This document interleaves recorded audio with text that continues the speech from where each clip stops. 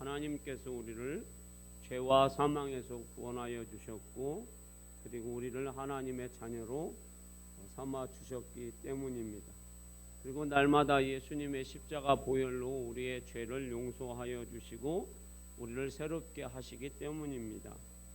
그리고 우리가 인생을 살다 보면 예기치 못한 큰 환난이 우리에게 찾아오기 때문입니다.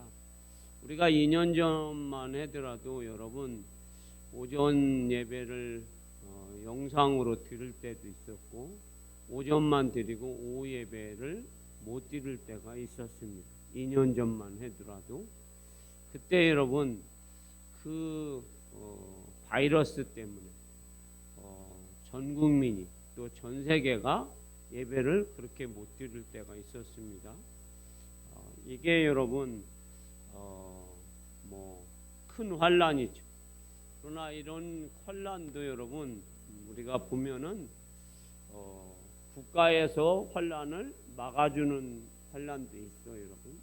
사회 단체가 막아주는 것도 있어요, 여러분. 이웃이 우리의 환난을 막아주는 것도 있어요. 그런데 불가항력적으로 나라도 이웃도 사회 단체도 막아줄 수 없는 환난이 우리에게 있다라는 것. 그럴 때에 우리 하나님께서 오늘 말씀하고 있는 것이 뭐예요? 그런 환난 가운데 있는 우리에게 하나님은 피난처가 되어 주신다라고 오늘 말씀하고 있습니다. 할렐루야. 여호와 하나님이 왜 우리의 피난처가 되어 주십니까? 여호와 하나님이 우리의 아버지이시기 때문입니다. 그래서 오늘 1절 말씀을 같이 한번 읽어봅니다. 시작. 하나님은 우리의 피난처시요 힘이시니 환난 중에 만날 큰 도움이시다.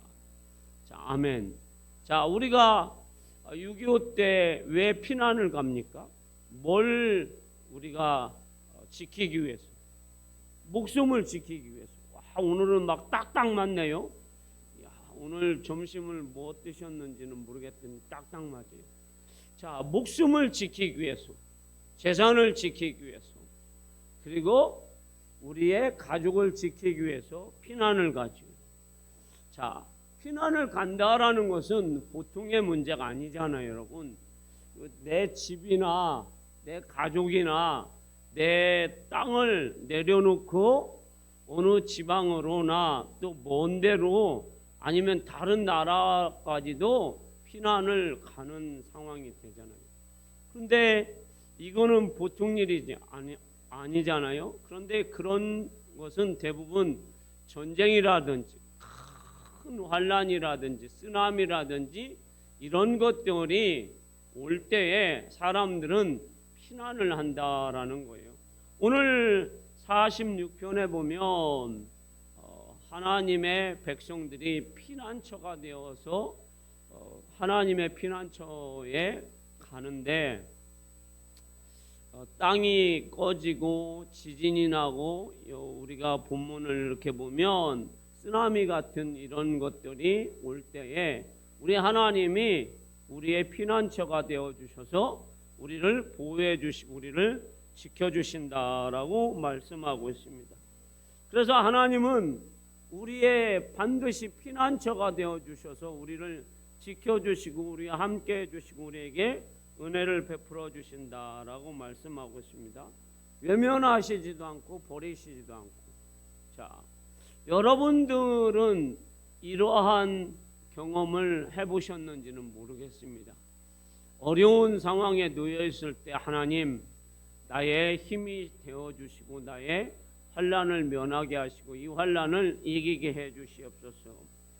이거를 저는 여러분에게 히스기야 왕을 한번 비유로 한번 여러분에게 말씀을 드리고 싶어요.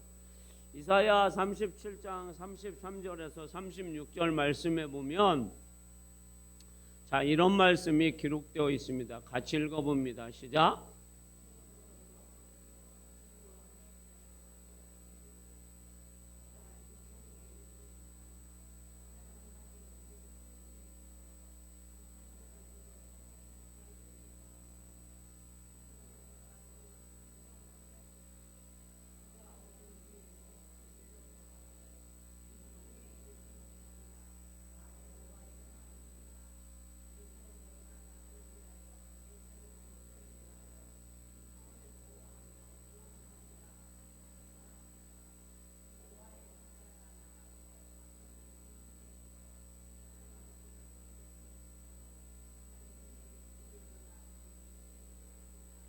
아멘.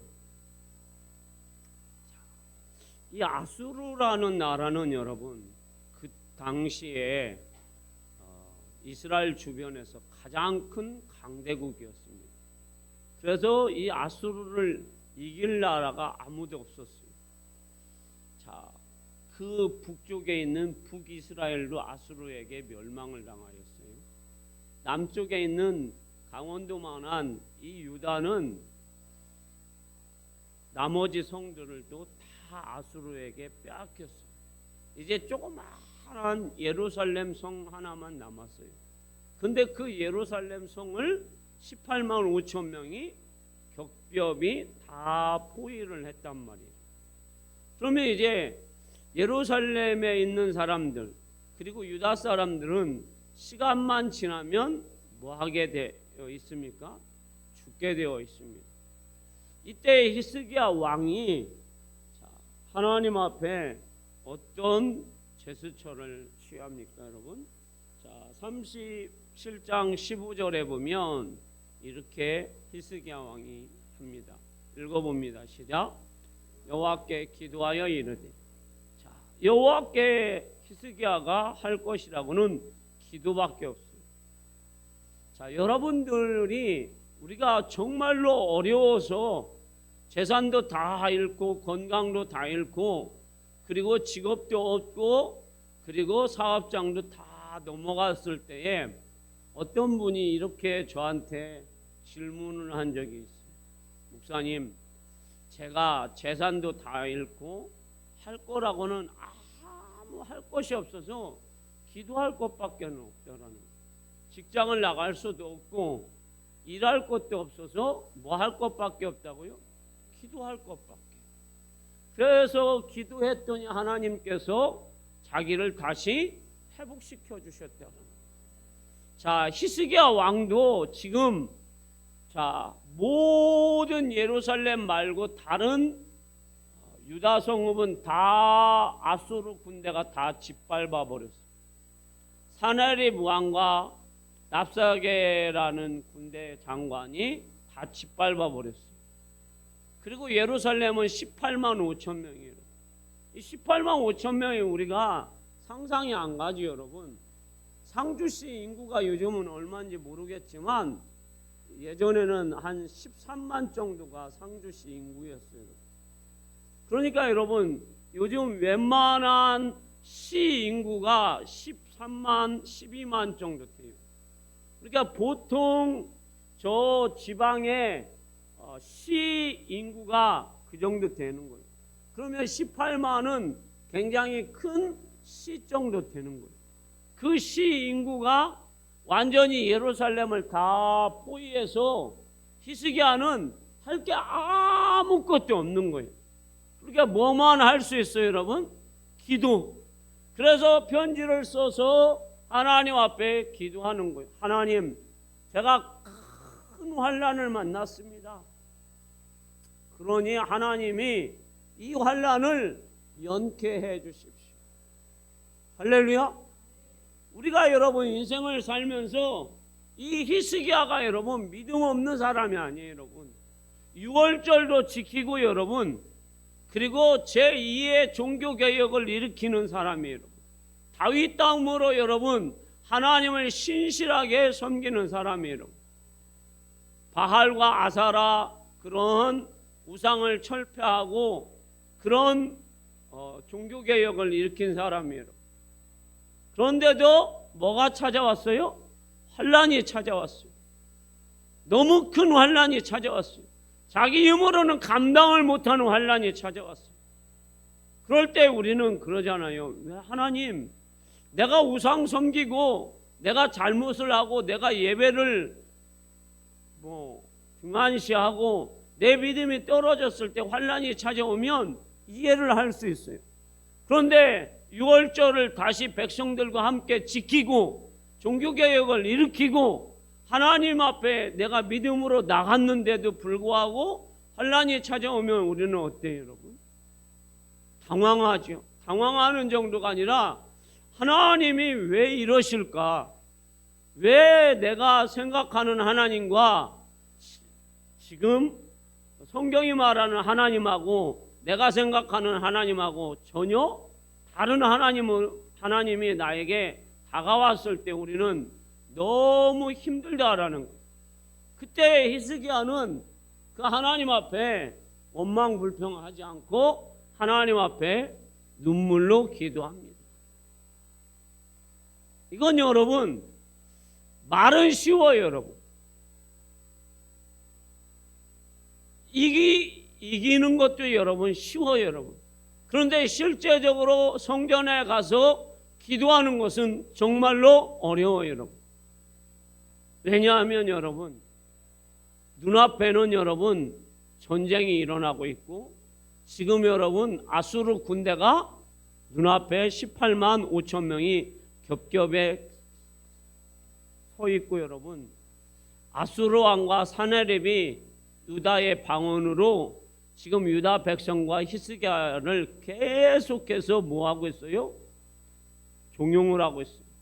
너희들이 여기에서 손들고 나오면 살려주겠다. 그렇지 않고 계속해서 전쟁을 하고 반항을 하면 너희를 그냥 거름더미로 만들어버리겠다. 그러니까 여러분 자기만 지금 여러분 죽는 것이 아니라 유다 백성들도 다 죽음에 몰아넣는 그런 일들이잖아요. 그러니까 여러분 현실도 있고 백성도 있기 때문에 이게 쉬운 일은 아니에요. 그럼에도 불구하고 히스기야는 오직 믿음의 주여 온전케 하시는 하나님만 바라보고 기도합니다. 그랬을 때 하나님께서 천사를 보내서 하룻밤에 18만 5천 명을 다 죽이셨습니다. 할렐루야. 자, 다 죽이셨다니까요, 여러분. 그래서 여러분 그 다 죽이심으로 인하여서 히스기야는 전쟁에서 승리하였고 하나님의 은혜를 경험하게 되었습니다. 할렐루야. 그래서 하나님은 우리한테 요한복음 14장 1절에서 뭐라고 말씀하고 있습니까? 자, 읽어볼까요? 시작.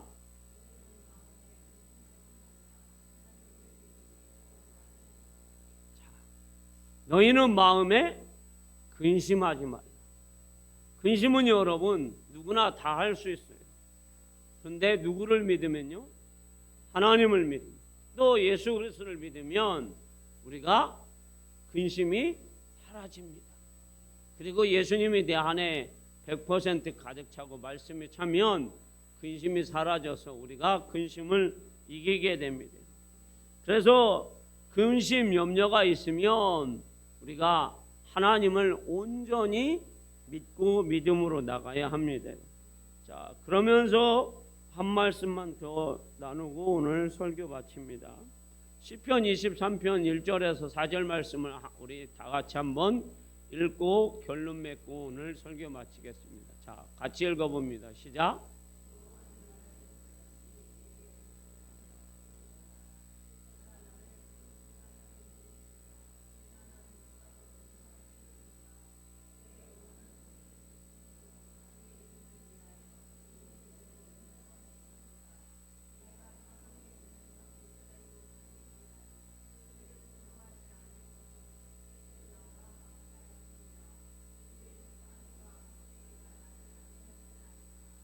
아멘.